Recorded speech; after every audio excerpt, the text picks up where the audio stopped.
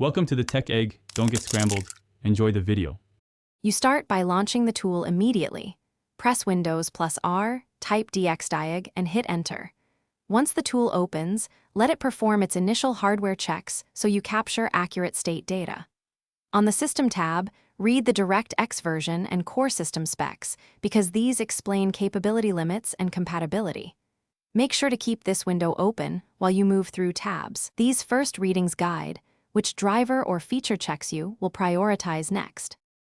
Now move to the Display tab to inspect the GPU driver, feature level, and exact video memory. Those details tell you whether modern APIs and hardware acceleration are available. Once done, go to Sound and Input tabs to confirm device detection and driver dates. Outdated or unsigned drivers often cause failures. If the tool lists errors or disabled features, note them verbatim, because support teams or driver updates will need those strings. Once you've collected these specifics, prepare to save them for further action. Finish by clicking Save All Information to create a TXT report that summarizes every tab. This file is the single most useful artifact for troubleshooting or sending to tech support.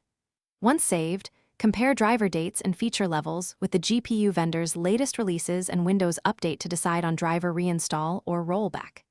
If DXDiag hangs, crashes, or reports critical errors, reinstall or clean install graphics drivers. Run sfc/scano to fix.